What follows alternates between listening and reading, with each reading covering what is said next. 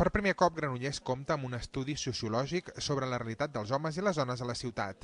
El document, fet a partir de gairebé 800 enquestes telefòniques, està fet amb una perspectiva de gènere per conèixer possibles millores en les polítiques d'igualtat de gènere.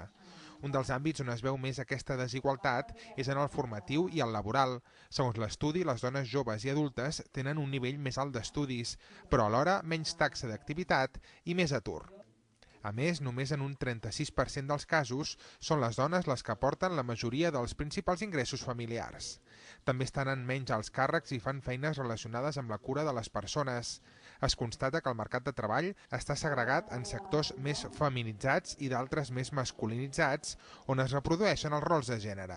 Es visibilitzen que encara hi ha desigualtats i que aquestes desigualtats, a còpia de no treballar-les, si intentem fer veure que no existeixen, les desigualtats continuaran reproduint-se. És important ser-ne conscient de que el nostre rol de gènere, el fet d'haver nascut nena o nen en aquesta societat i haver-me socialitzat ja amb una sèrie de rols, fa que després el comportament social és el que és. I és important ser-ne conscients que les coses poden canviar. L'estudi constata que més dones grans viuen soles perquè viuen més anys i que, per tant, a l'hora d'abordar la dependència cal incorporar la mirada de gènere. L'informe també precisa que les granollerines tenen fills de mitjana als 24 anys, 4 anys abans que la mitjana catalana. Aquests estudis, aquests anàlisis ens serveixen per veure aquelles coses que van bé, però a mi, essencialment, el que m'agrada és veure aquelles coses que no van prou bé. És evident que hi ha un objectiu, que el nostre programa d'actuació municipal del govern de la ciutat té la igualtat com un dels grans objectius i, per tant, aquest estudi ens serveix, sens dubte, per veure on tenim les mancances. L'estudi recull que hi ha més homes propietaris de llars que dones i que el percentatge d'habitatges amb només una mare amb fills és força superior als que només tenen pare amb fills al seu càrrec.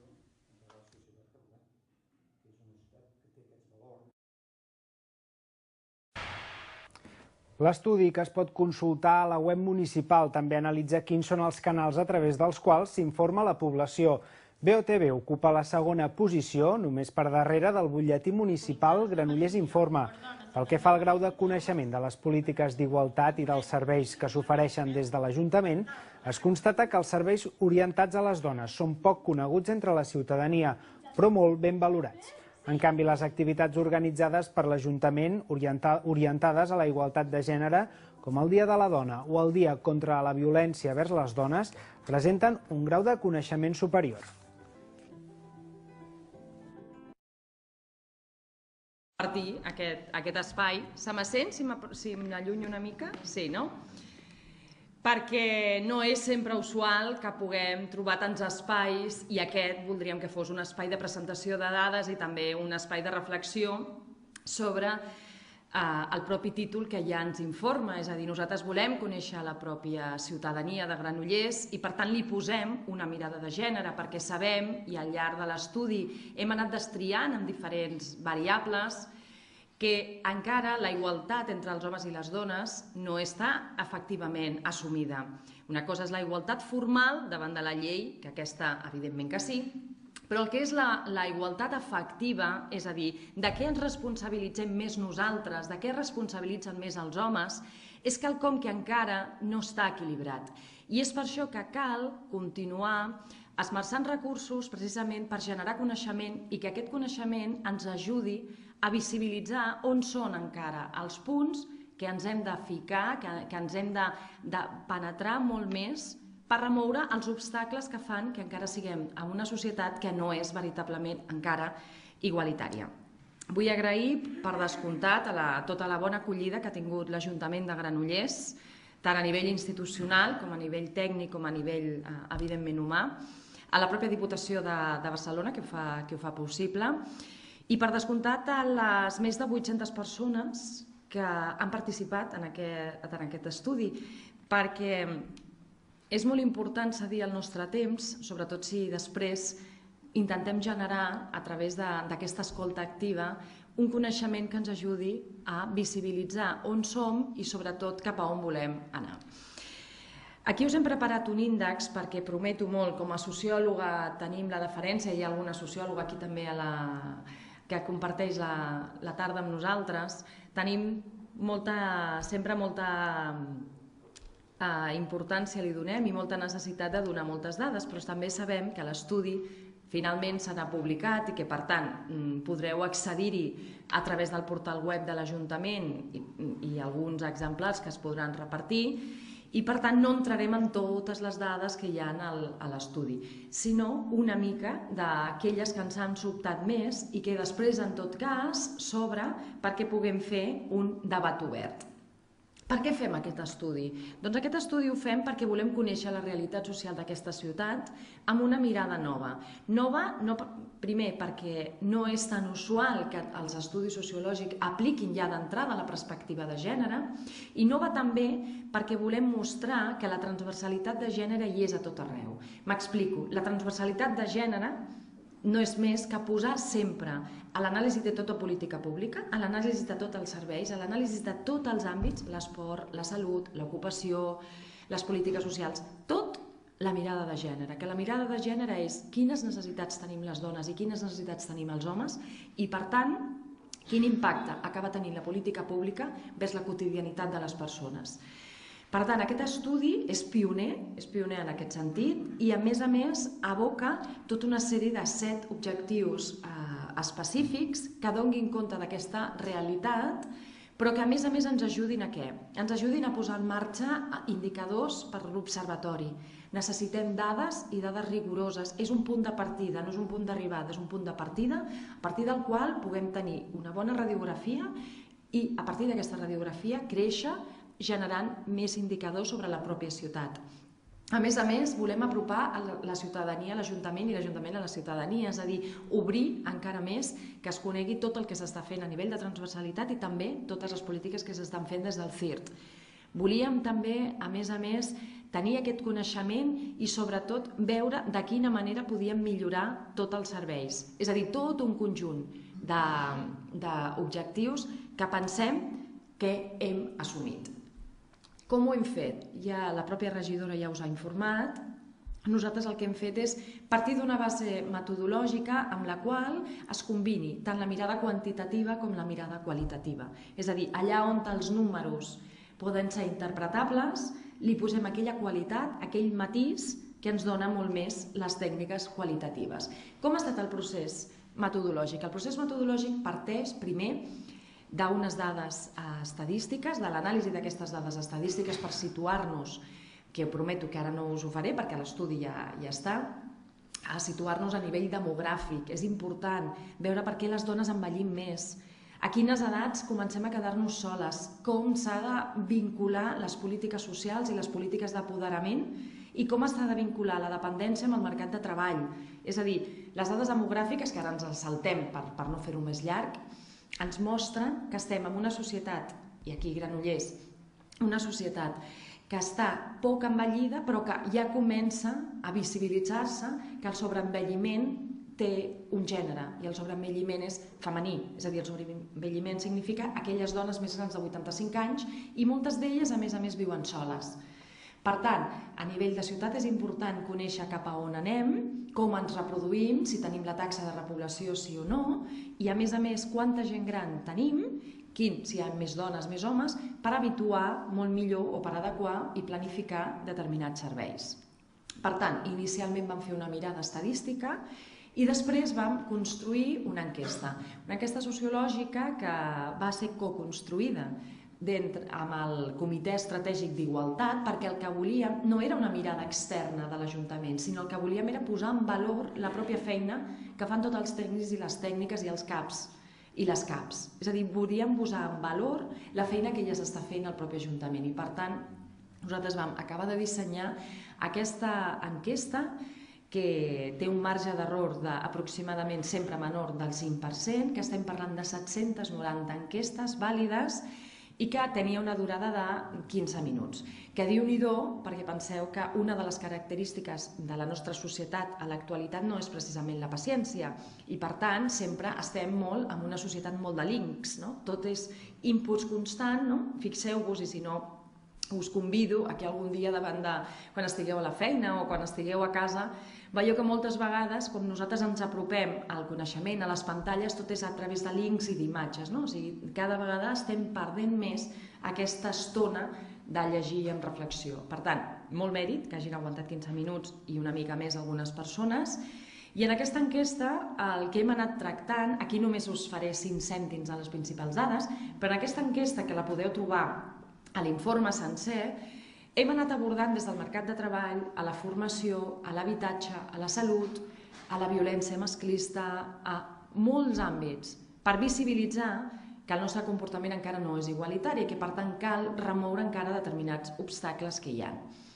Una altra aproximació per tancar el procés metodològic és, a més, vam fer una sèrie d'entrevistes en profunditat i un focus group que va funcionar molt bé, perquè en aquests focus groups el que vam anar a buscar són aquells agents claus de diferents sectors de la ciutat que ens parlessin tant del seu sector, que ens parlessin de l'esport, que ens parlessin de l'educació, que ens parlessin de la salut, que ens parlessin de les línies estratègiques. Cadascú parlés de la seva mirada, però després trencar aquesta mirada i fer un discurs col·lectiu. És a dir, després no quedar-nos únicament amb què pensem des del nostre target o des de les dones empresàries, des de la salut, no únicament com aquest sector, sinó a nivell de posar aquesta mirada de gènere a la ciutat.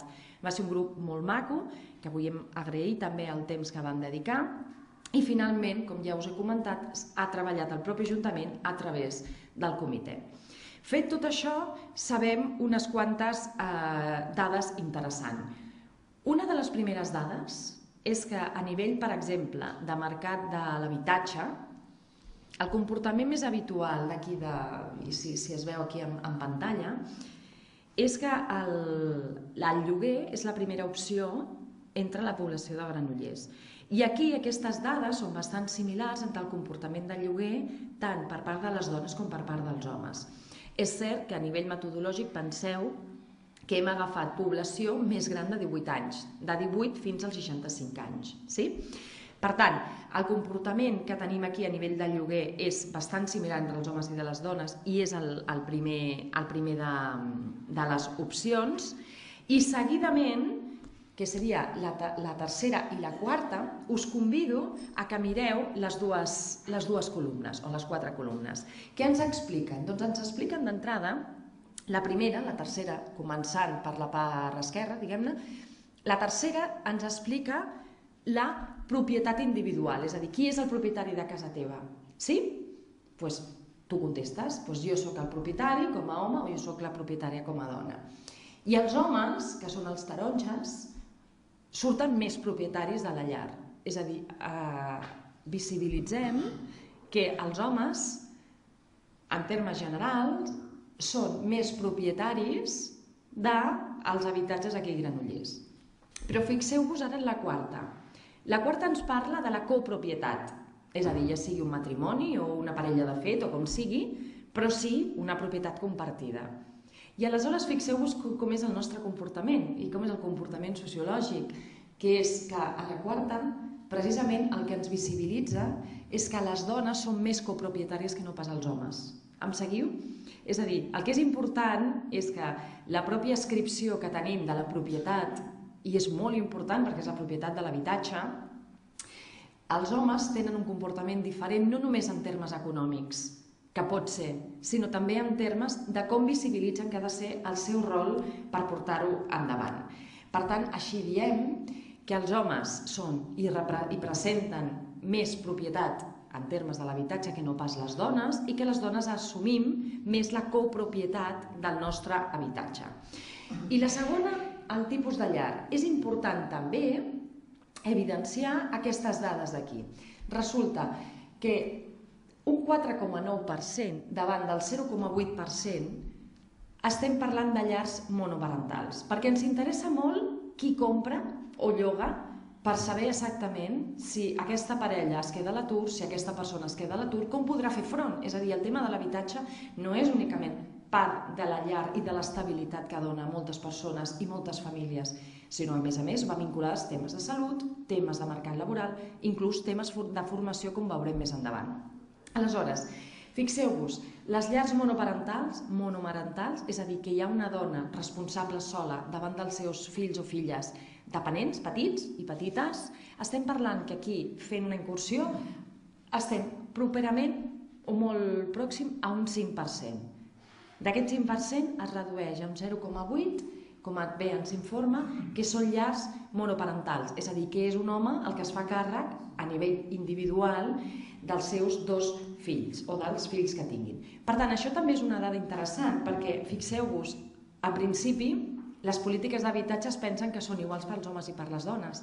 Únicament fent una mirada molt més global ens adonem que el nostre comportament també és diferent i que per això és important disposar d'aquestes dades precisament perquè si volem transformar part de la societat i volem arribar a fer canvis més qualitatius, és important veure on som elles i on som ells.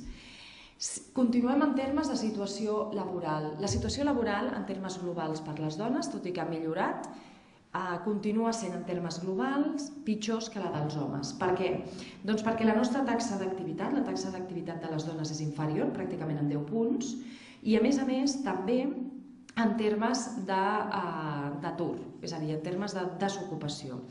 I això és important perquè, fixeu-vos, l'atur, la taxa global, estem parlant d'un 16,3%, aquí a la ciutat en el moment en què nosaltres ho vam analitzar, i les dones estem per sobre en un 18% i els homes se situen en el 15%. Per tant, en termes globals, la situació de les dones en relació al mercat de treball és lleugerament pitjor que en relació als homes.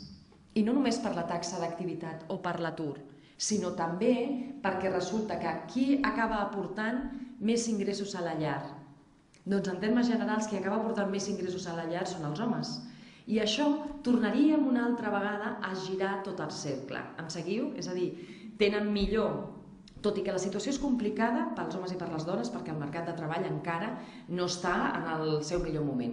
Però no és menys cert que per nosaltres, la majoria de les dones, és més complicat. És més complicat per accedir, és més complicat per promocionar i també és relativament més fàcil que en un moment donat ens quedem a l'atur perquè les xifres ens informen i perquè sabem que hi ha aquest comportament tant a les grans com a les petites empreses.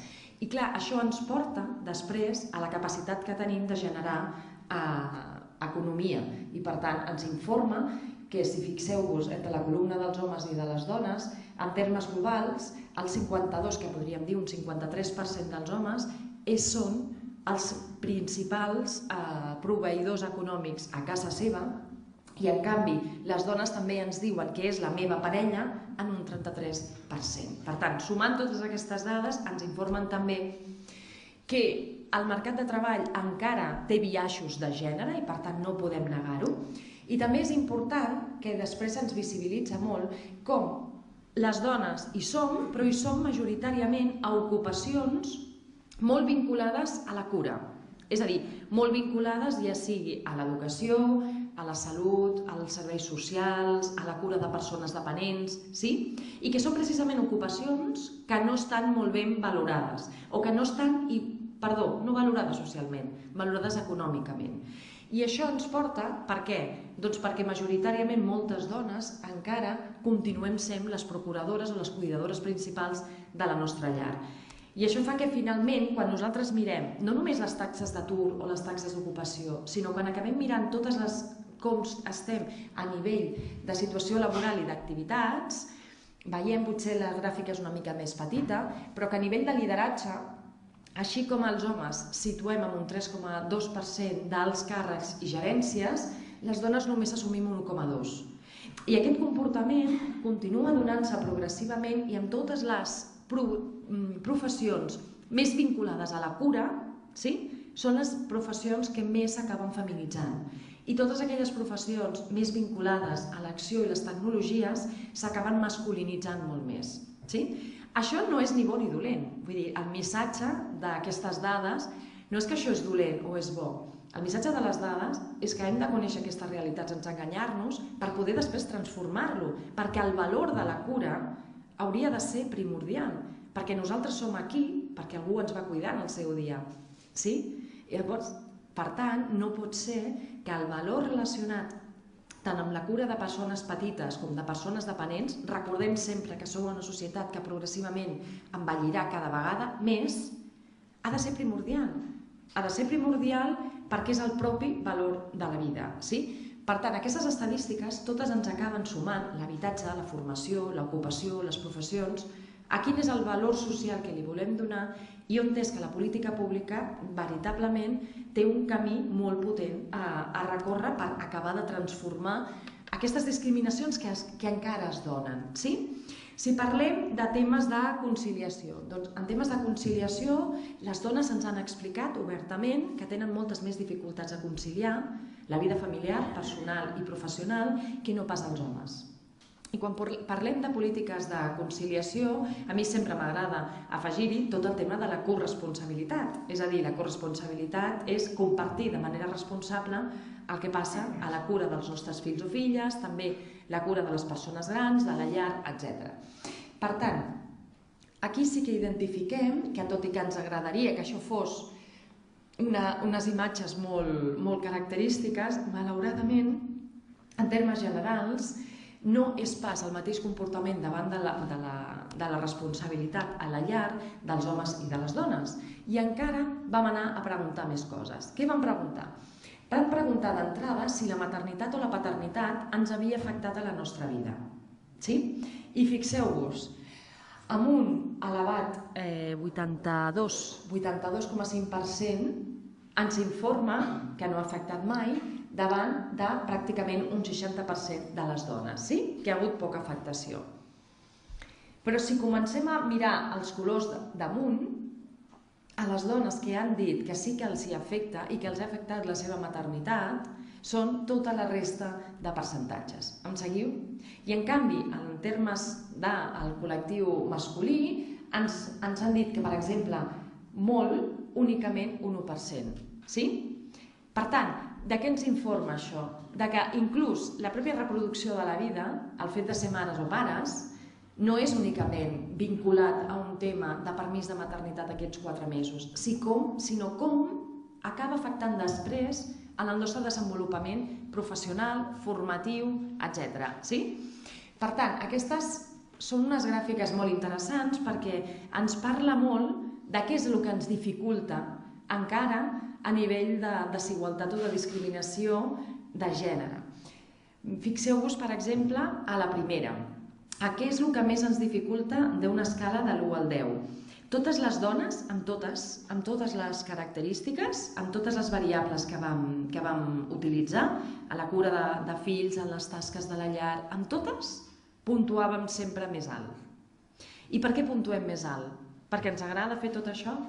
Perquè ens agrada cuinar? Perquè ens agrada... Algunes sí que ens agradarà cuinar, o algunes sí que ens agradarà fer algunes tasques de la llar. No és pas dolent. Què és lo dolent? Lo dolent és que es pensi que les dones, pel simple fet de ser dones, hem de reproduir determinats rols i que se sap que una societat molt més sana és una societat aquella que és molt més inclusiva. I una societat molt més inclusiva és una societat on els rols, tant a les empreses privades com a dins de casa, són rols molt més igualitaris. Perquè nosaltres no pel simple fet de ser dones sabem posar rentadores, com pel simple fet dels homes saben canviar rodes. De la mateixa manera que això seria un prejudici sexista, això resulta que al llarg de la vida nosaltres ens ho trobem moltes vegades. Per tant, aquestes qüestions ens acaben informant després d'un altre tema. Quin és el tema? Si jo estic treballant fora de casa i estic treballant dins de casa i que sapiguem, aquí a Granollers també teniu 24 hores cada dia, que no s'ha pogut allargar molt més el dia, resulta que si a més volem descansar una mica, allò de dormir i dutxar-nos i poca cosa més, ens queda molt poc temps lliure. I què significa tenir poc temps lliure? Significa perdre's altres coses, com perdre's, per exemple, poder participar políticament a la teva ciutat, perquè no tens molt temps. Poder no participar o participar menys en activitats culturals, formar-te molt menys, fer esport, anar a caminar o fer un cafè amb unes amigues o amb qui vulguis, que això també és gaudi. Per tant, quan nosaltres fixem la mirada de gènere al mercat de treball, a les formacions, a l'habitatge, a tot, és per visibilitzar que les discriminacions són moltes vegades invisibles fins i tot als nostres ulls. M'explico? És a dir, no ens adonem del que ens està afectant el fet d'haver nascut dones o haver nascut homes en aquesta societat que encara ens socialitza de manera diferent, fins que arriba un punt o arriba un moment en què dius és veritat, m'he quedat sense temps. I per què m'he quedat sense temps? Perquè resulta que sóc la directora general de casa meva, perquè tot ha de passar d'alguna manera per les meves mans i a més faig tot el que puc i més en el mercat de treball. Sí? Per tant, és aquí el que és interessant, visibilitzar que aquesta descripció de rols és una descripció de rols que l'hem après perquè la societat no es fa sola, la societat la fem cadascú de nosaltres i nosaltres, cadascú de nosaltres pot fer que aquestes relacions igualitàries siguin, a còpia de fer-les cada vegada més evidents, sigui una societat molt més inclusiva. Perquè què passa si em quedo sense temps i no puc conciliar? Doncs d'entrada, que moltes vegades no puc ni practicar esport si és que volgués. Sí que és cert que hi ha temes a nivell d'esports, aquí a Granollers ha sortit que Déu-n'hi-do el que es practica, vull dir que és una dada molt positiva, perquè a més de practicar esport és salut, són relacions socials, és a dir, tot el que es vincula a través de l'esport, i això és important i a més es donen dades positives tant pel comportament de les dones com dels homes.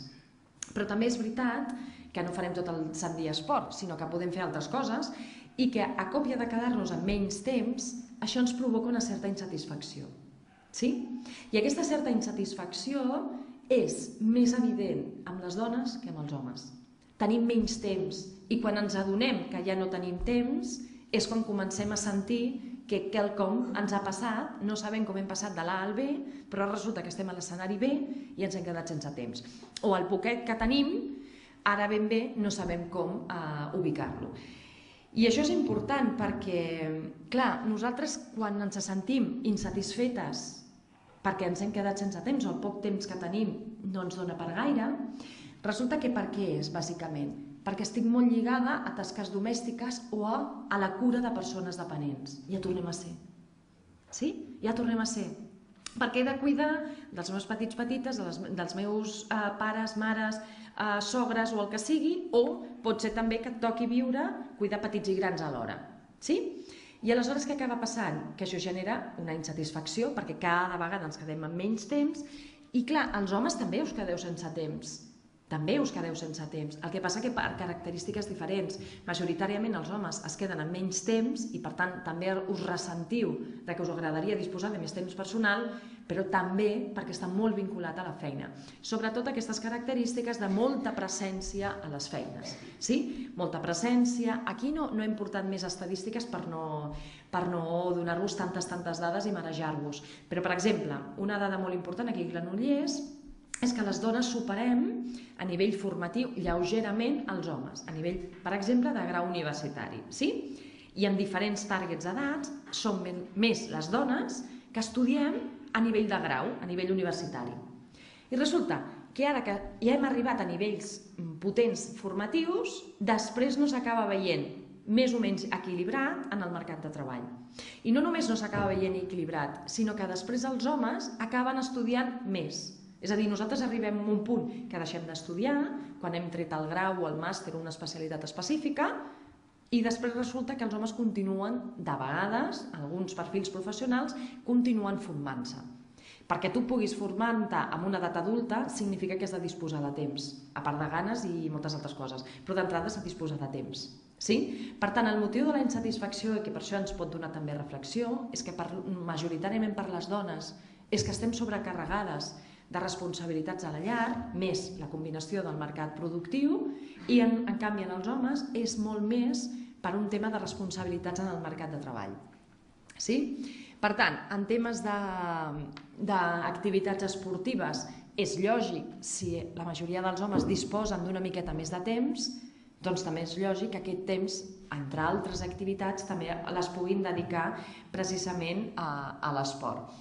És cert que, com veieu a la primera de les gràfiques, no hi ha gaires diferències de gènere, tot i que sempre els homes acaben, menys la segona, acaben practicant més activitats esportives. Per no menjar-me molt més el temps, només comentar-vos ja les últimes de les dades, i és que ens parla que en un 22,5% de les dones i un 32% dels homes creu que no hi ha cap desigualtat de gènere.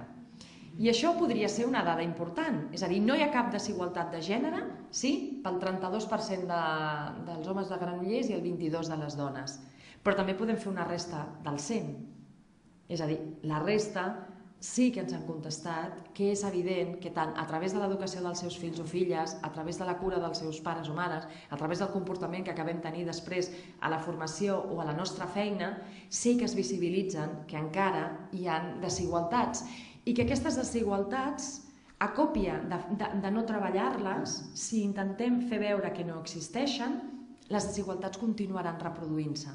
És important ser-ne conscient de que el nostre rol de gènere, el fet d'haver nascut nena o nen en aquesta societat i haver-me socialitzat ja amb una sèrie de rols, fa que després el comportament social és el que és. I és important ser-ne conscients que les coses poden canviar i que, precisament, fixeu-vos aquí, per nosaltres les dones, l'accés a bones condicions laborals, en un 47% hem dit que no tenim la mateixa igualtat.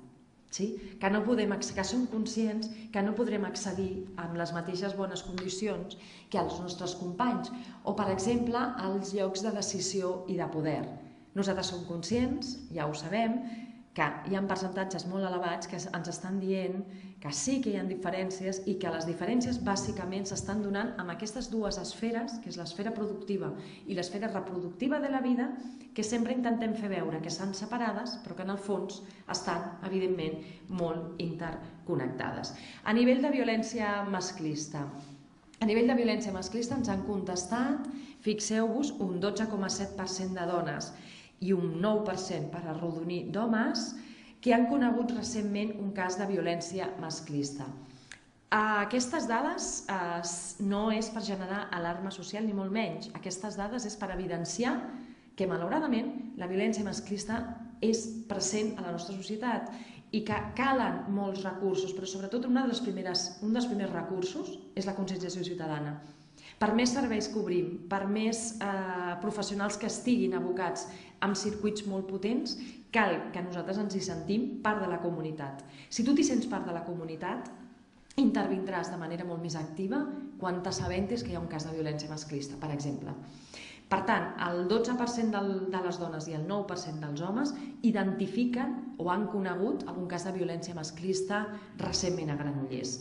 I a més, s'identifica que la primera cosa que faríem seria trucar als cossos de seguretat. En primer lloc, els Mossos, evidenciem molt clarament que si passa un cas de violència masclista trucaríem als Mossos i després la resta, la policia, els telèfons d'emergència, etc. I això encara ens informa d'una altra cosa, sense fer alarma social ni molt menys. Ens informa que la violència masclista sovint pensem que és aquella violència física, el cop de puny, allò que es veu, sí? Perquè tu truques ràpidament als Mossos quan ha hagut una cosa que s'ha sortit. Però encara cal aquesta sensibilització d'entendre que la violència masclista té moltes cares i que la cara física i sexual, malauradament, són les que es poden evidenciar o es poden objectivar en un moment donat. Però hi ha la violència econòmica, la violència de les emocions, hi ha la violència psicològica, i que són temes que, a còpia de fer-ho amb conscienciació ciutadana, serà com podrem començar a superar-ho. Totes les activitats, això és molt positiu, i els serveis del CIR i de les polítiques d'igualtat han sortit molt ben valorades, són conegudes i han sortit molt ben valorades. I les dues que més és, d'una banda, el Dia Internacional de les Dones, o el Dia de la Dona, i també el Dia contra la Violència Masclista. Són les activitats que tant homes com dones coneixen molt més aquí a la ciutat. Fixeu-vos, són les dues primeres columnes. Les coneixen molt més i, a més, les puntuen de manera positiva. Després, una altra dada interessant a poder compartir. Com ens informem? Vosaltres ja ho sabeu, no?, com us informeu. Però com ens informem? Doncs si fem aquesta relació, veiem que una de les principals canals és el butlletí municipal, la televisió, el Tot, Granollers, la web i el 99. És a dir, aquests són els principals fonts d'informació que tenim. I això és important conèixer-ho, perquè si la gent s'ho llegeix, si les persones ho tenim present, és un molt bon canal també per anunciar totes les activitats, les xarxes, les associacions que hi ha a la ciutat. I per cloure, perquè ja m'he menjat el temps i després obrirem un torn de paraules. Què volem proposar?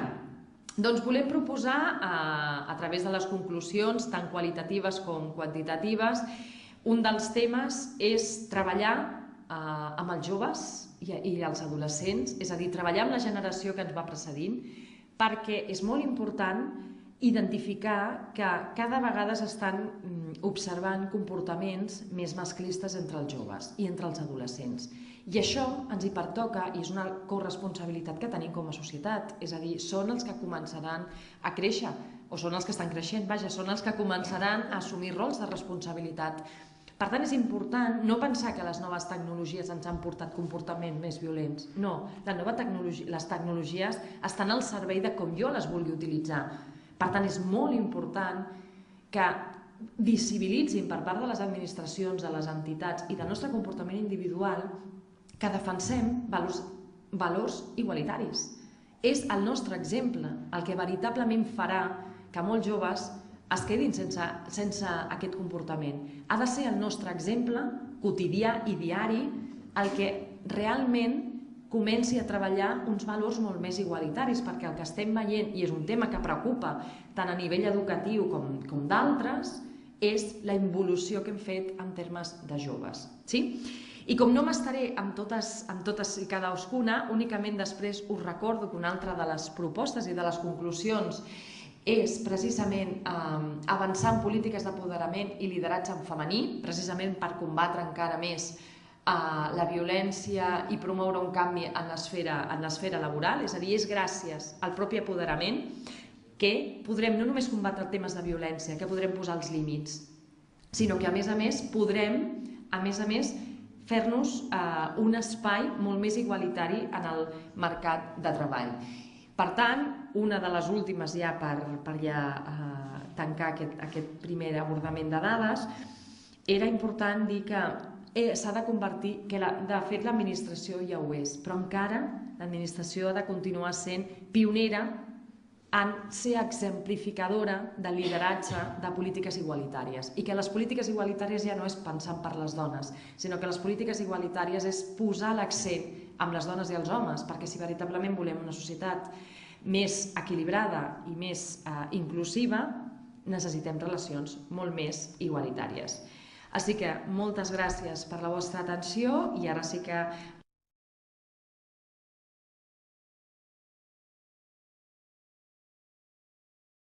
Sí, hi havia molta gent.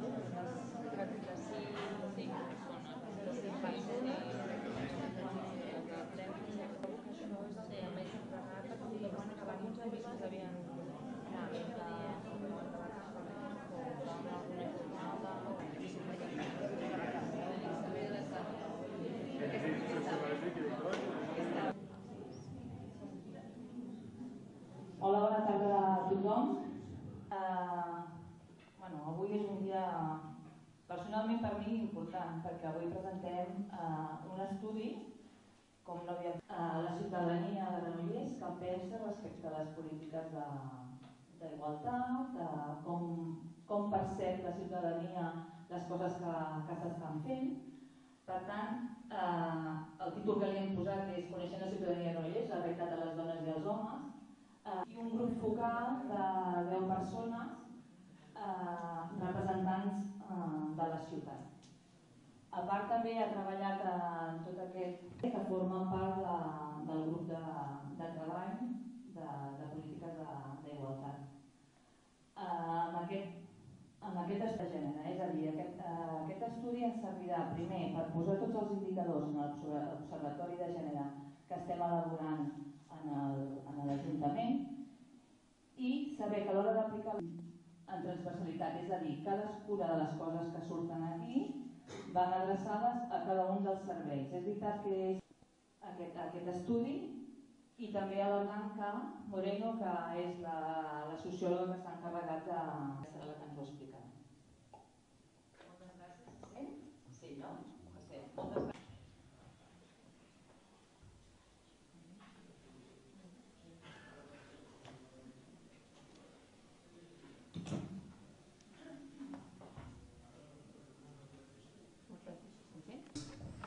Deixem-me començar amb un agraïment, per suposat, a la Diputació per liderar aquesta història i per fixar-se en la nostra feina i, a més, per encoratjar-nos amb aquesta afirmació de que ens seguiran. Estem encantats de que segueixin la nostra feina i estem encantats també de ser un municipi que avanci d'una manera substancial al capdavant d'una història tan essencial com és la lluita per la igualtat.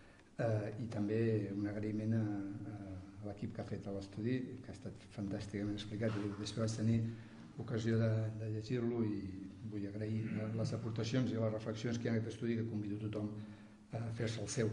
I dues referències personals abans d'entrar al gruix de la intervenció. La primera és que hi ha un altre sociòleg a la sala, que és el regidor d'Educació, el Francesc Caroles, que ens ajuda també a llegir les coses des d'aquesta perspectiva. I també hi ha a la sala la Mònica Llorente, que va ser la regidora que va començar aquesta història i a la que jo vull també agrair molt especialment l'aportació que feien al seu dia i l'aportació que segueix fent avui des d'altres instàncies de la societat. Deixeu-me començar amb 3 bones notícies aquesta setmana i una molt mala notícia. Les bones notícies és que per primera vegada la penya barcelonista de Granollers té una dona de presidenta. Sembla una cosa baladí, no ho és.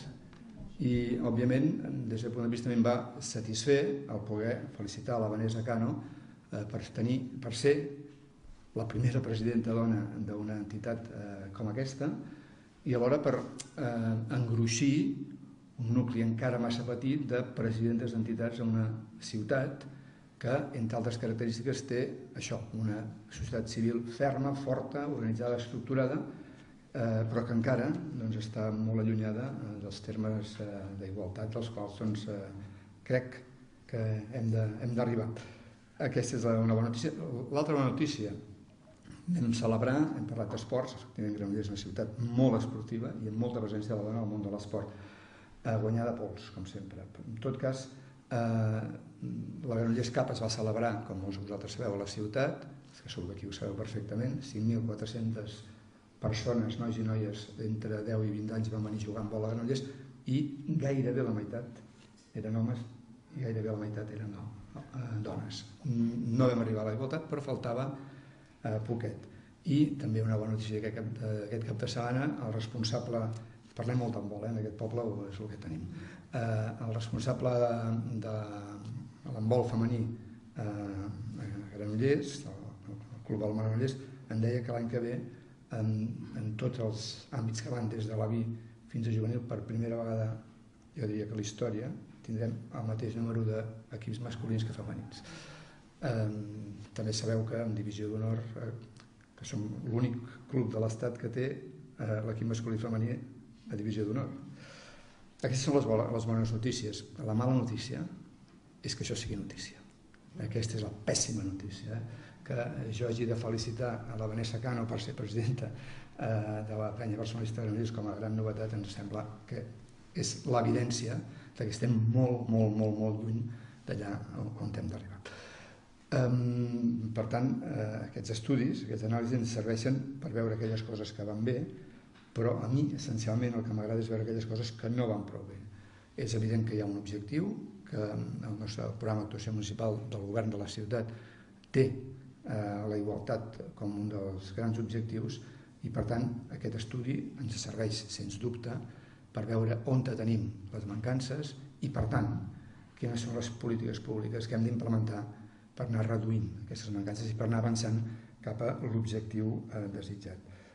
Òbviament, això es fa a través d'un pla d'igualtat, que és un pla que ja tenim a la ciutat, que hem de revisar i que revisarem a partir del mes de setembre i que aquest instrument que ens heu facilitat i que us agraïm és, sens dubte, cabdal per promoure els debats que han d'haver-hi al voltant d'aquesta història.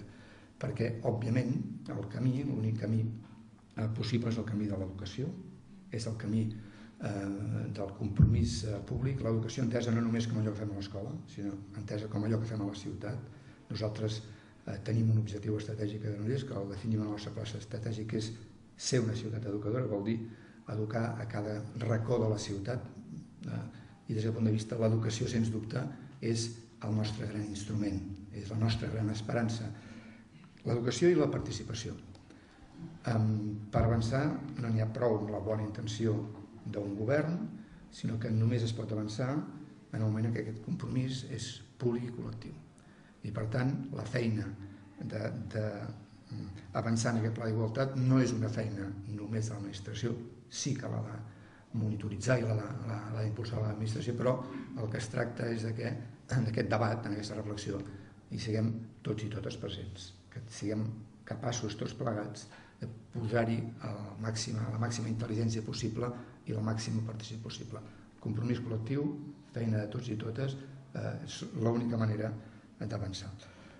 Deixeu-me afegir una reflexió que permeteu-me fer de sociòleg aficionat, i de sociòleg aficionat i de persona que fa alguns quilòmetres i que alhora té l'obligació i l'honor d'assistir a molts actes. Mireu, una de les coses que més valoro en aquests mesos finals de curs, en què hi ha 1.000 finals de cursos de centres cívics, de voluntariat, etc., és poder palesar una evidència.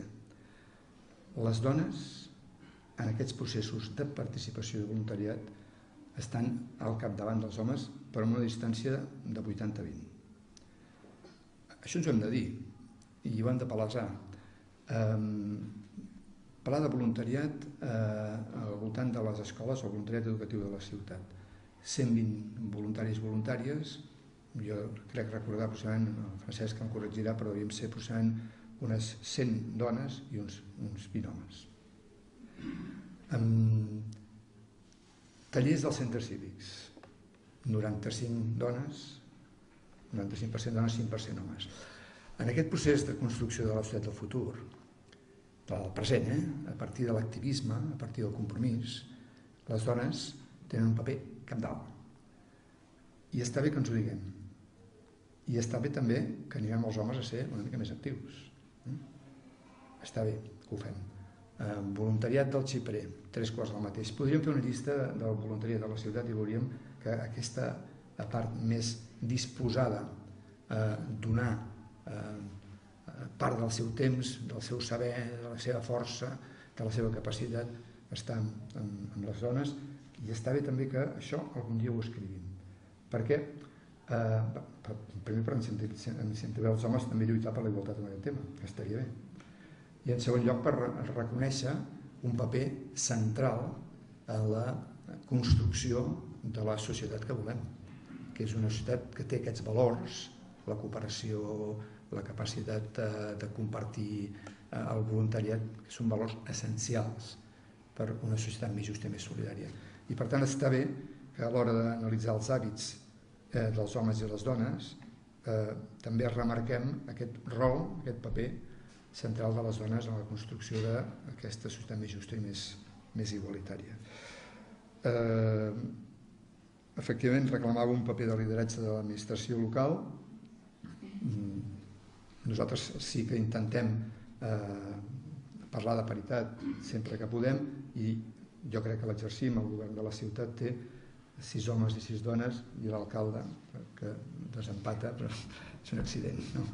En tot cas, la paritat com un element cabdal per fer, sens dubte, una millor administració més vinculada a la realitat de la societat. No hi ha cap altra manera. Els governs o s'assemblen a la societat o acaben sent poc útils a la societat. I per tant, des d'aquest punt de vista, la paritat és un factor essencial també en la construcció d'aquest ideari que passa per parlar i apostar per una permanent relació entre govern i ciutadania, una governança compartida en la que, si no hi ha paritat, molt difícilment els governs poden respondre. Gràcies per la feina, i en tot cas estem a disposició de tots vosaltres. Em sembla que hi ha previst un torn, sí? Si us ve de gust, un torn de preguntes. Dues preguntes. Un moment, Bernat, per molts anys, és el seu aniversari. S'acosta als 40, Gràcies. Bueno, a veure què en pensàveu de dues propostes. Una d'elles és la de que els permisos de maternitat siguin una data i saber el que és. Jo personalment suposo que segurament compartiria aquesta idea amb els dels presents. No m'ha sorprès de la reflexió, pregunta en aquest cas, en compte que ha sortit en aquest estat de situació, que té una data, insisteixo.